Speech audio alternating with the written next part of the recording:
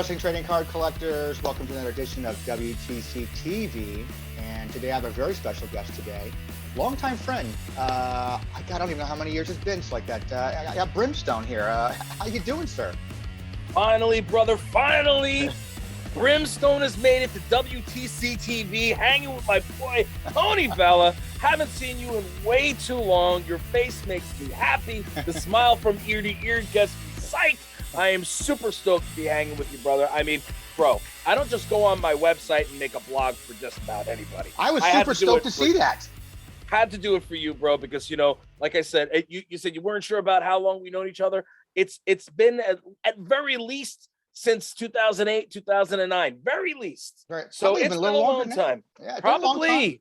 It's been a long time. And what do you call it? So when you said, hey, Brim, you know, can we do something for WTC TV? I said, listen, I will make whatever time I need to make to do this. And here I am. And I was here 3 hours early.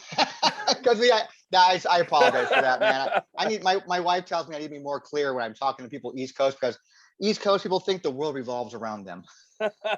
Well, you know, it's great because I do between like 2 and 3 interviews a day. And like sometimes, you know, I have to go back and I'm like, all right, is that Eastern or is it Pacific or is it, you know, something else? I gotta know. My fault. I should have done that. And I didn't even think about it. I got so used to being here in Arizona now where we don't change time. I just figure it's like everybody's on the same time I am. It's all good. We're here. We made it happen. I told my wife, all right, babe, I'm coming home and I'm headed back to the studio. I appreciate it, man. Trust me, I appreciate everybody's time, and I can't appreciate anybody's time more than yours, because man, you are like the king of entrepreneurship. I mean, I think we met even before those times, because I think we met through a common person, like Kim Crockett, I think.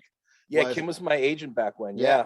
And she introduced me to you, and then what do you call it? I mean, hell, we got along real quick because of the whole wrestling thing, and the fact that you've been running WrestlingTradingCards.com for 20 years, you know, as of now 20 years, but back then it had already been out for 10 plus years, you know what I mean, or whatever the case was. It's been around for a long time, and it's we got grading companies like Beckett and PSA constantly using our website to authenticate cards. And you know, when I found that out, I said I got to bring this back. And when I started bringing this back, I said, how can I, you know, create a buzz around this, and got to create something. And you know, here I am doing these stupid YouTube clips things now, and I mean, it's common easy for you, man, because I mean, you're an expert at this kind of stuff, and I probably should have come to you from the beginning, but I didn't even think about it. I kind of self-taught myself here to do these things. But I mean, you're into everything. You've got Hound Comics, you know, which back in the day, you're the one that helped me get RVD's comic book, you know, finally published. We got that published, that Twisted Perception. Oh yeah, yep. And you know, not exactly the greatest memory of my life, but it was something we got done. Well, you got it done. We got it done. At the end of the day, it's getting the task done. And I mean, you've got everything like that. And what I'm most interested in talking to you about is obviously trading cards. You put out a trading card set, I believe in 2009, I think it was. Yeah. How many cards was that? How many cards in that set? Oh, I think it was about 30 cards, if I'm not mistaken, 25, 30 cards. It's been a while. And I'm thinking, like, let's see. I'm trying to think back. I'm gonna go back. We should just go to your website and look. That's what I'm doing. 20 cards. 20 card set. Yeah, and the reason why I'm thinking more is because I actually did an ETH2 set, Padded Room, which I never put out. So what do you call it? Interesting. Yeah, and the only reison why I didn't put it out is because I didn't have time to concentrate on it at the time, and you know, I was like, you know what, I couldn't finish it. I couldn't, you know, I could finish it, but it was going to take too much time away from whatever else I was doing at that point in my career. And you know, it seems like, oh, it should be easy to put these cards out. It's not so easy. It's a lot of work, a lot of time, a lot of effort. Everything goes into the detail, and yeah, man, I should have put them out, but I didn't. And but that means they might be worth more at some point. You never know. Since we're on that, you know, you're the man himself. Is that 20 card set and the information that we have on WTC correct and accurate? Absolutely. Yeah. You still need to put the pictures back up. I know you guys migrated. Yeah. So once you put the pictures back up, I can tell you for sure. But yeah, it is. Yeah. It is very accurate. And I you know, it was funny because back when before you migrated, I used to send people there all the time when they'd ask me about them.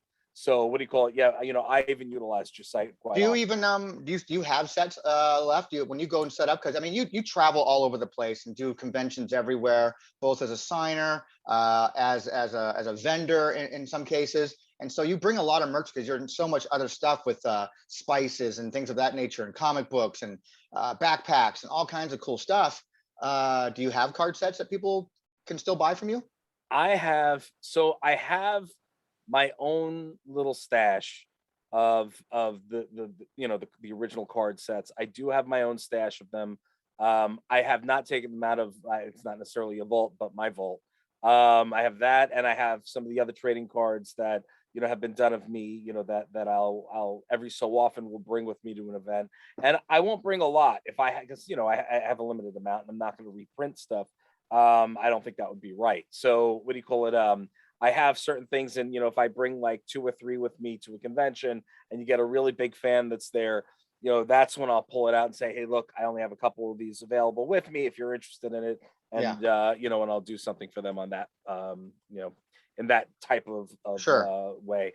But I have a bunch of I there are a bunch of different cards that have been done of me, whether it be from wrestling or outside of wrestling. And Yeah, one of the coolest things, and I didn't know if you knew about it, was that I was working with like the Empire Saber Guild, which is one of the big Star Wars groups, and they did a charity card for me, and they turned me into Darth Brimstone, I which was saw one that. of I saw your blog on that. What that was a little bit of history lesson on going down Brimstone's trading card lane, and yeah, I was yeah. like, really, this guy's got a Star Wars card too? That's awesome.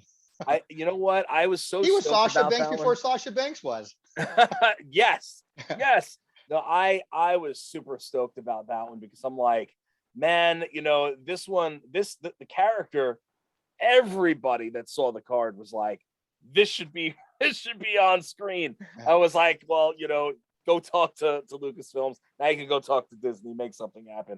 But I think it would have been really, really cool to do something with that. And to this day, I still think it's just badass. And what's funny is they actually to make that card, I sent them 2 different shots, and they actually grabbed the top half of my head from one and the bottom from the other And to just get my jaw popping out. Yeah, isn't that like so? They did a fantastic job, and we did. I mean, I know personally, we probably went through about 2,500 of those cards, if not more. And I still have some available. I don't know how many they might have gone, have given away or sold thereafter. But every so often, when I see them at a con, they come over. Hey, do you need any more? We have some. We made new ones. Like, so it is a repeat card. So it's not yeah, like you know what I mean. But I have all like the originals. You know what I sure. mean? Any of the originals. So like I said, I'll bring a few of them to each con, and sometimes people will ask me for them, and I'll do it. Sometimes I give them away to the kids for free. You know what I mean? And I'll sign them for the kids, just to put a smile on the faces. So it depends on the situation, but that was one of the coolest things that I have done in the trading card world. What about what's this Alice in Wonderland one you posted on your blog too?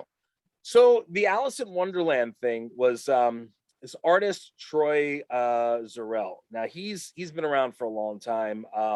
He's like a tattoo guy. He's a penciler, an inker. He does photography. He's a creator. You know what I mean? And he had been doing so much in the Comic Cons, and he started to say, he's like, Brim, like, you're always out there, you're always doing these things, and we were friends. And he goes, I think it would be really cool if we could put Brimstone in this new thing I'm doing. It's like some kind of steampunkish, Alice in Wonderland, but it's Alice of Wonderland instead. You know what I mean? To Yeah, not get yeah. into the issues. It's gonna be like the cyberpunk pirate steampunk thing. And I'm like, bro, I'm down. You do whatever you need to do. And I'm actually one of the special cards, one of their being cards. And that was pretty cool. They made me into this like buff, freaky cyber freaking pirate. That's It's really cool. Yeah, let's And see. See if we could show that one right there. There we go. there you go. There you go. And Dragon saw Look the at those funny abs, thing. dude. Look at those abs. If I had abs like that, I'd never leave the house. I would. So I'd be showing them off.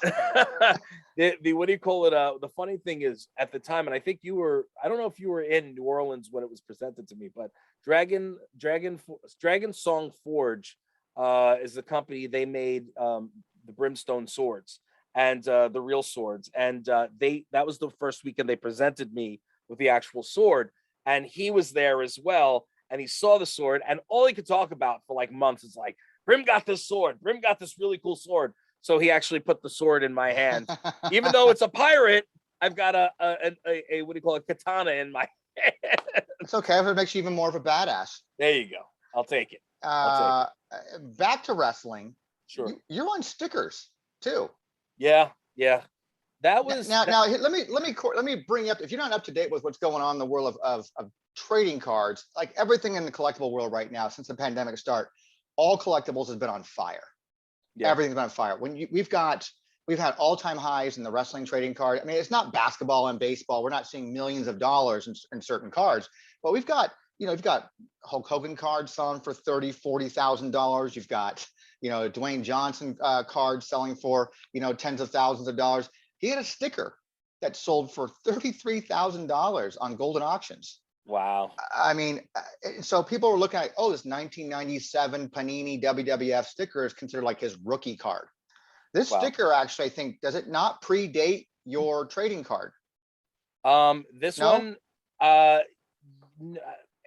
honestly, I found out about these well after they came out in either 2009, 2010, and they were in there. It was in a WWF lineup. So, and my WWF time was like a short little stint, a tiny little speck in the grand scheme of WWE history. You know what I mean? And some people don't even consider it history. So the fact of the matter is that, like, I didn't even know how I got on that set. I had no idea that I was in it.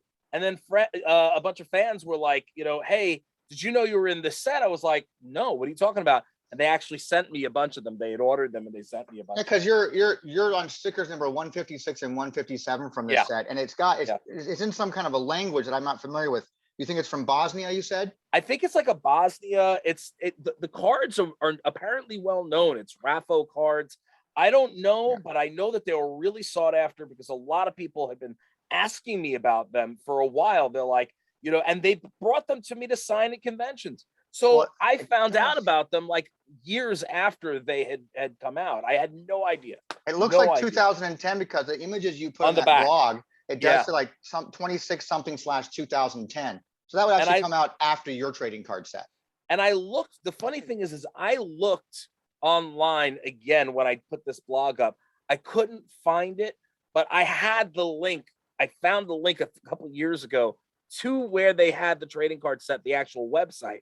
So I had it, and it was, listen, I was so humbled to be a part of it. Thank you so much, people. Even though I saw no money from it, it was still humbling to be on it. And, that made me feel good, but at the end of the day, it's like, I was trying to find that link so I could attach it in case anybody wanted to go. Yeah. I'd love to know more about this particular set because it's something that it's all wrestling. It's all wrestling. I would love to. I'm going to reach out to Husker Hav. Husker Hav would know something like this. He's the kind of guy that has this kind of information on stuff. He's got the most obscure stuff from international stuff. Rayful cards. Yeah. Being a former military guy, he's traveled the world and he's made connections everywhere for wrestling card stuff. And so he's got them all over. I'm going to run it by him and see if he knows. I know we don't have the checklist for this, and I'd love to have that put up just to have it up there. It was like 100 and something cards on it, or stickers on it. So, and I actually have a few, like I said, my, what do you call it? The fan that sent this to me sent me like a few of each. So I'll send you one of each of them. So this way, that'd be awesome. And I like to have them part of the collection, and then also to scan them for archiving purposes too. So, then we have another card of yours that was a promo card that featured you as a wrestling personality that was done for the Great Allentown Comic-Con. Yeah, Great Allentown Comic-Con. Now I've known the promoter there, Chris. I've been signing for him for, oh my God, so many years. Real cool dude. He does Great Allentown Comic-Con, Great Philadelphia Comic-Con. He says to me one year, he goes, Brim, I just wanted to let you know we're going to do something different this year. I was like, okay, drop it on me. What are we talking about? And he goes, I'm actually going to be doing trading cards because, the Allentown Comic Con is a small con to begin with. And, like it's a small area, but he wanted to get circulation in the entire place. So he thought it would be fun to have these cards and have the featured guests on these cards and but have each of the guests holding different cards. So Sure. I didn't have my own cards with me. I think I had, it was either Walter Jones, or somebody else's. I don't remember who it was. I'm pretty sure it was Walter's. And basically what they would do is they'd go around, they'd collect all the cards and then go around and have them, you know what I mean, signed Sure. or Yeah. whatever it is. So yeah, man, it was a successful show. And I know that there were a lot out there. I don't know how many were made. I know that I have a chunk of them still. Yeah. Again, same situation. Like I hold on to it. I hoard some of my stuff Well, of because course. you don't know what's gonna be, and I just want to have it, and even for prosperity, nobody can tell me I didn't do something. Sure. I have it, but that was a lot of fun. And one of the cool things is that it did make reference of my stuff and my related items, the Brimstone stuff on the Big Bang Theory. Yeah. So and that was a huge win for me, that the Big Bang Theory people who called me up and they're like, "Hey Brim, can we have you represented on the show?" I was like, "You could have me on the show." And they're like, "Well, let's not go that far." Let's go that far. but however, they did, by the way, which is a really cool thing.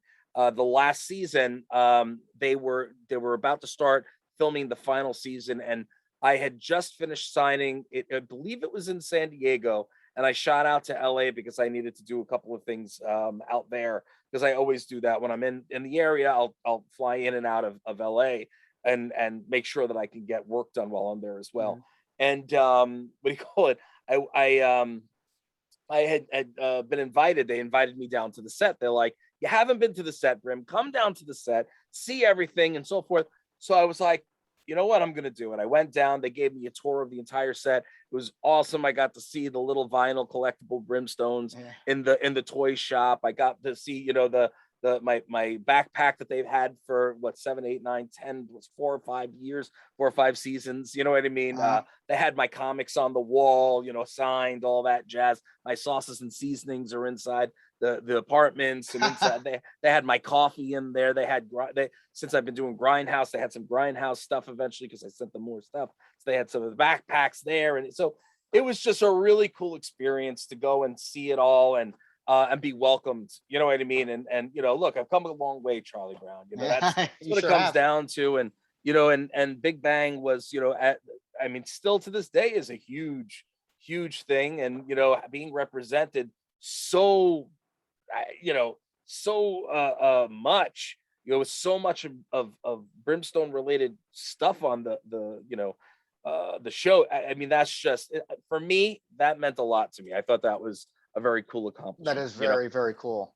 I Yeah. remember when the backpack, you first got the backpack on the show, and that was you were in heavy promotion mode for that kind of stuff. Like, look where look where we've come, and looks like that. I go, look, check out Brimstone, man. Check out the backpack on Brimstone. There you go. And that backpack sold out multiple times over at Walmart. We were in Walmart's and on Walmart.com for a long time. So what do you call it? And I think it just because they kept re-upping, and then I think they just stopped doing them, or they stopped reproducing recently, because I haven't. What happened was the VP of the company, who I was very close with after years of working together, he had passed away a couple of years back. So what do you call it? So I still do stuff with them, but I'm not as close with them as I had been. But they had the license, and I got paid heavily for it. So That's good. It was a beautiful thing. Let's rewind back to your first card set. So your very first wrestling card set. I don't know if you know this, but not only did we have an explosion in collectibles across the board and in wrestling cards too, but people are really after independent produced wrestling card sets now. PWG's Bola card sets became sort of the benchmark where things started in 2016, where they started producing these card sets, and the GCW.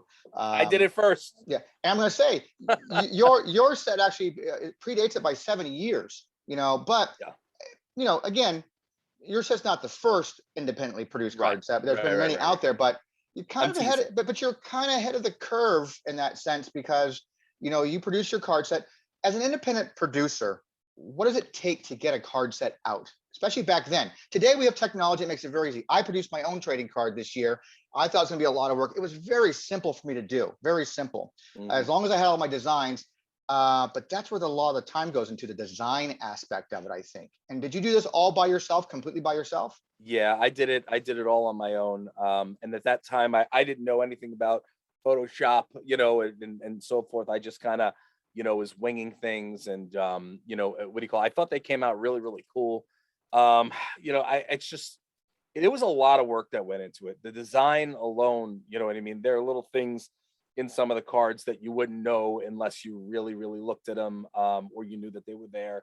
There are things that are hidden in their little Easter eggs.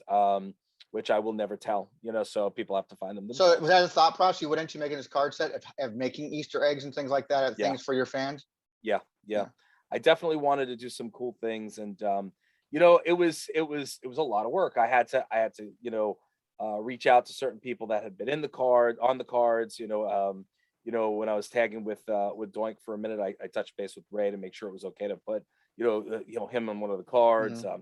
The artwork, where I had some artwork and whatever. I don't remember all the details of each and everything, but I know I had gotten a bunch of things signed to make sure that I wasn't going to have any issues in doing reproduction. And man, oh man, it was a lot. It was a lot. Matter of fact, the first couple of sets, we printed them out and I cut them by hand. You know what I mean? That's like That, old school. that was the first couple of sets, and then after that, I had them done.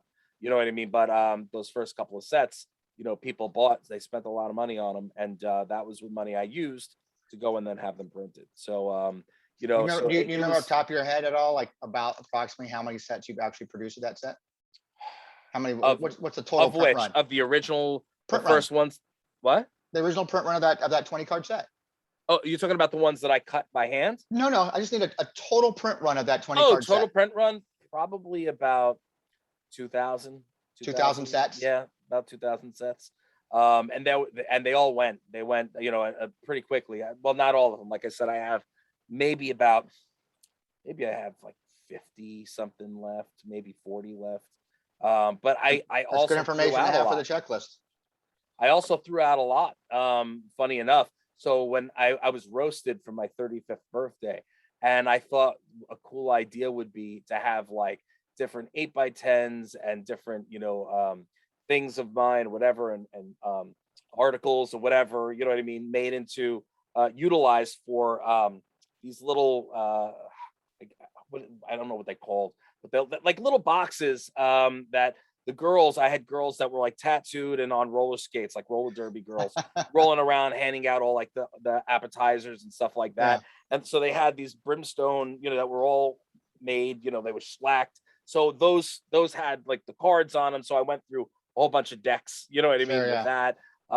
It was funny. We actually attached guitar straps to them. So they were really interesting. It was like one of the things that was different about the roast. So I just literally I wasted a whole bunch of the cards. You know what I mean? Yeah. And Yeah. so it is what it is. Who would have thought later that they might be worth something? Yeah. I mean, it is what it is. You just sold them in a stack of 20. You didn't put them in any special packaging at any kind, right? Yeah. No, they were in stacks of 20. I remember going to one of your I had the tables one day. boxes. Yeah. I saw the tables one day and you just kind of had them like spread out like nice, like a featured of them outside, and you go like, oh, I got them right here, and you can hand them out. And for a while, what I was doing also for some of the cons, it just got to be too much because I was carrying too much with me. Was they had the big boards, the big like things that you hang on the wall that Mm, had so I had the card in each one of the little containers, the sure. singular containers, and the all 20 were lined up. It looked really, really nice. And I'll I take have I'll that. take a card number 4, card number 17. Yeah, yeah. And I did have a couple of sets that I broke up because sometimes people would lose one or two, you know what I mean? I don't know what they were doing with them, if they Yeah. dog ate one, whatever it was, and But and so I broke up sets. maybe people with nostalgia put them in their bike spokes like they did as a kid. Who knows? Whatever it is, it is. I don't, I thought it was a cool gimmick at the time, and it was something nobody else was doing. You know what I mean? Like I met There You were know me. very few people back in the day who made their own cards just like that. I mean, it was it was so cool to see when, walking a show and like, oh, let's go check out Brimstone. It's like that. It's a friend of mine. And dude, you had cards? You're like, yeah, I just put these out. It's like, like nobody has cards outside of Tops, or at the time it was like, yeah, it was Tops. And before that was Fleer. And it's like nobody had stuff like that except, and here's an independent guy putting out his cards. I mean, it's a great, inexpensive marketing ploy for someone too to put out there. Yeah. That now I think a lot of promotions now are finally understanding and getting since 2016. And they're still putting them out, a lot now. Everybody's putting them out, where it's such an easy way to put someone over. Like, you know what, I'm Joe Blow the wrestler, so like that. And like, what's an easy, cheap way to market myself? Trading cards, man. It's super easy. Hell of a lot more inexpensive than putting t-shirts together. That's true. And you know what's really funny is that a lot of the boys back when made fun of me about it. They laughed and they were like, oh, self-promotion. Oh, you're a whore. Well, you want to make money, or do you want to sit there and make no money? I want to make money. Exactly. And that's why I'm doing the things I do now. You know what I mean? It's just, the fact is that, entertainers are entrepreneurs, and entrepreneurs should be entertaining. The fact is that every single person that's an athlete, whether it's a pro wrestler, a football player, whatever it is, you are your own brand. You need to be considering this, this has to be considered a business. When you go out there and you're out there in the world, you have to represent your brand to the fullest, and you have to be able to make money off of that brand. If you cannot capitalize on that brand, you have to find a way to capitalize on that brand. And if you can't, then your brand is a failure and you shouldn't be doing this. You know what I'm saying? Yeah. And honestly, things work, and they work very well, or they do fail, and that's okay too. I love failure. Why?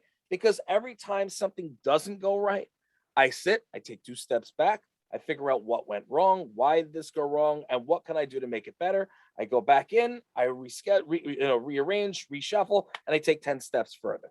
That's the way it works. That's how you succeed.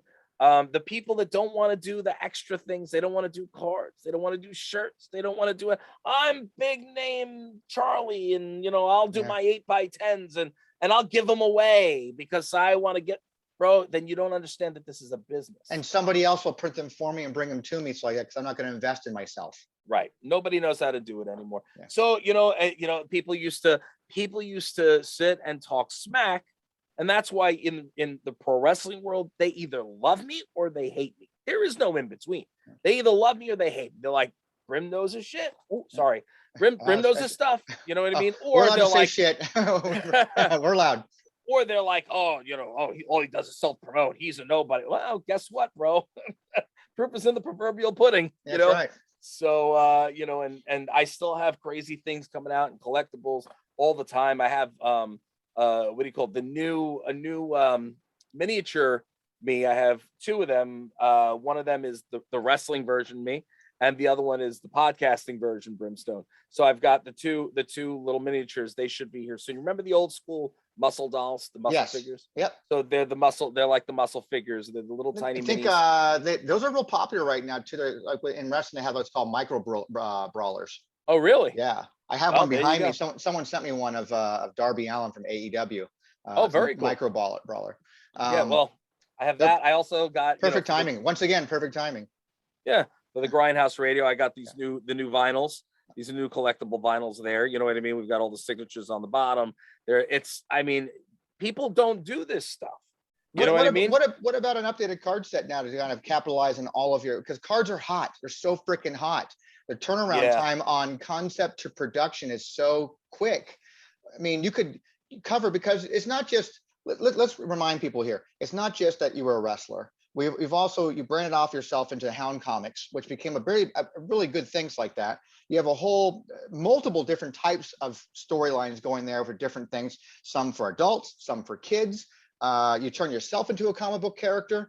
You've got the shirts, you've got the spices, you've got, there's so much crap. There's like nothing that you don't touch, which is incredible. And why not capitalize on the market right now then and make a card set that covers your whole career to this point now?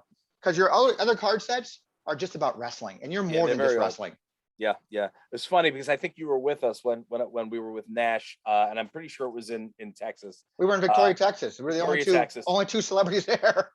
Yeah. And Kev looks at me. He goes, just stop with the wrestling. He goes, you're doing so many other things. Stop doing the wrestling. Just do your Brimstone thing and do everything else. But I would get out of wrestling, but I'm me. I grilled you on that too, I think. I'm pretty sure I grilled you on that.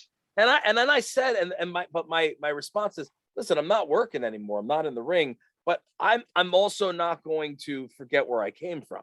If I forgot where I came from, that would be disgusting of me. And and I do know that there's a stigma with pro wrestlers or former pro wrestlers, but I want to make sure that that stigma kind of goes away. I want people to think more of the boys, and you know what I mean. Maybe I'll get credit for it, maybe I won't, but I'll always put the boys out there in a good, positive manner. I'll always put the fact that I was a professional wrestler out there because that's where I got my name. That's where I built my name, even though I was in entertainment well before. I was in entertainment since I'm 5. So for the people that don't know, I started on Sesame Street and Romper Room when I was a kid. Toured the world in music before I toured the world in wrestling. You know what I mean? I do everything. And the fact of the matter is that's who I want to be. That's what I set out to be. I don't want to be a one-trick pony. I want to live life to the fullest. I want to be able to say, hey, I did that, and I want to leave a legacy. You know what I mean? So, yes, I do understand everything that Nash said, that you said, in terms of the grand scheme of things, like, hey, there's such a stigma against wrestlers and so forth, but how do I step away from, that? And Brimstone is my brand. Yeah. So, how do you explain, well, why is your name Brimstone? Why do you call yourself Brim? Well, this is where it came from. Yeah. This is where it stems from. So, at the end of the day, that's what it is. And, I never say never. Who says I wouldn't get into the ring again? You know what I mean? It's kind of figure why we're finally talking now, because, this is going to be, we're 50 plus episodes into this channel now.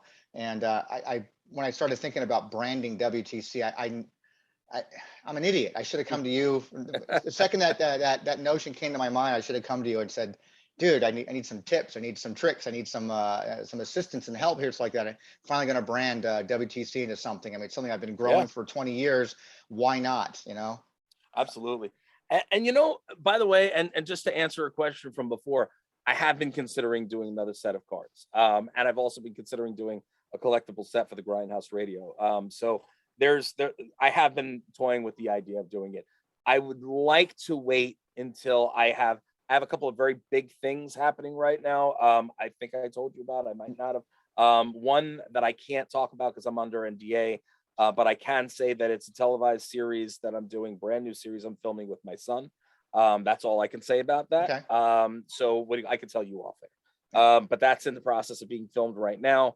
And I have a lot of different voiceover things that I'm doing with some pretty cool and pretty big characters. So I would like to wait until I can utilize those characters and get the approval. You know what I mean? Because sure. I'd like to be able to put that and add that into the set. Because if those should have to become something big, that could be a selling point to the set. Right. Yeah. So that's my whole thought process behind that. So you get it.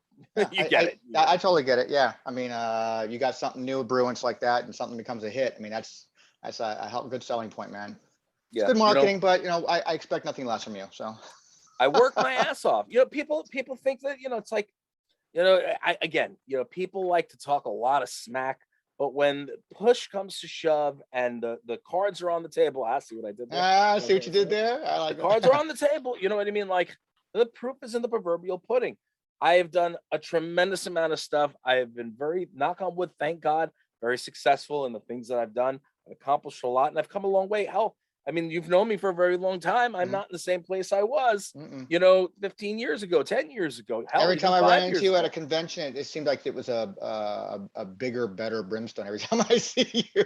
I work hard. Unfortunately, I am getting a little bit bigger, but I'm going to start doing the gym again. It's all those Brazilian steakhouses that we used to go to and stuff. Oh, yeah. I still have a very good relationship with Fogo de Show. Yeah, those are. It was in New Orleans, was it not? We went to the one. I think you came with me. I brought you to the one in Austin, or it might have been the one in San Antonio. Definitely Austin. No, Austin was a one night thing with Nash, and that was a wonderful drinking night that I've told. That was Victoria. That was Victoria. Victoria Comic-Con. Yep. Yeah. I know you came with me to Fogo at one point, right? Yes, I think I did. Kim and I came to that one with you. We met at one time. There was talk actually about absorbing at the time because we're doing the booking business, and it was talking Oh about yeah, like yeah, yeah, absorbing us into your under your wings like that. yeah. I don't know whatever happened to it, but that was a Kim Crockett thing at the time. It's like that, and I love her dearly, but Me too. it just didn't work out. So I mean, things don't work No, out sometimes. So no, it is what it is. that's why. And that was under the Hound brand, and yeah, and Hound is still there, and Hound is still doing things. But my main focus these days is Grindhouse. I mean, because we're killing it on Grindhouse Radio. What I do you mean, you call it? guys win And the Brimstone awards, and brand. you're like top rated and all stuff. I mean, it's just I remember I set you up with Huggy Bear. Yeah, yeah, yeah, yeah, yeah, yeah. Matter of fact, I just found out we're in the top 5%. Top 5% of podcasts.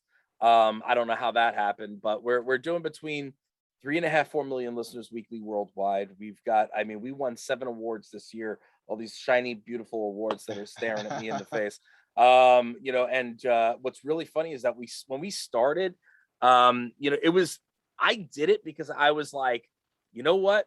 I reached out to all the terrestrial radio stations here in New York on Long Island, all who I have relationships with, mind you. I'd been on every one of the networks, every one of the stations, promoting, doing appearances, helping them with charitable things, and and I called them and I was like, hey, you know what? I'd like to do something. I think I would like to do a radio show, and I have some ideas. And what do you call it? Crickets, bro, crickets. So I was like, well, all right, I'm gonna do it myself, because you know me.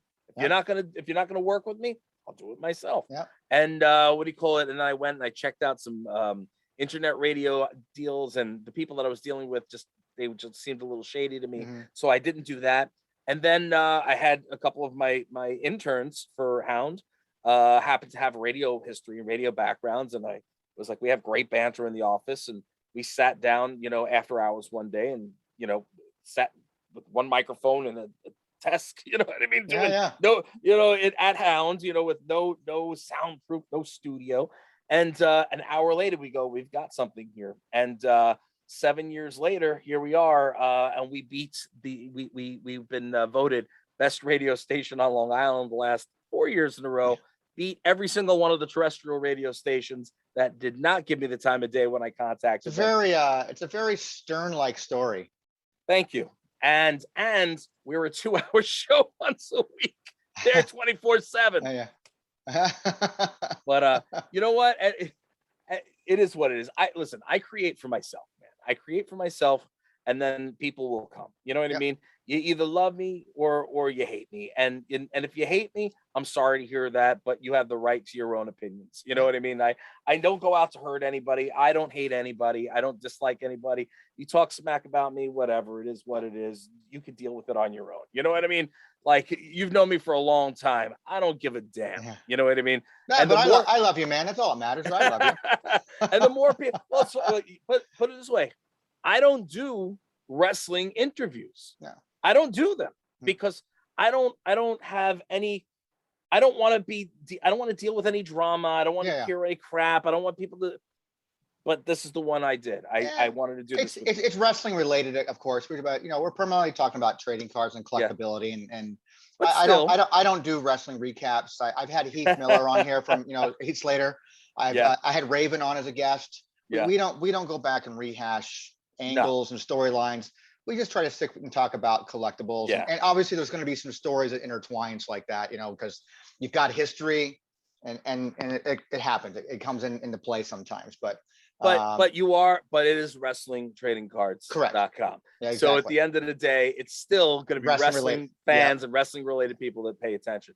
So I am humbled and proud to be here with you. And I'm thankful that you can take the time. You're such a busy guy. I mean, when usually it's very rare that you reach out to me for something. And the last time you reached out to me again was for Huggy Bear stuff.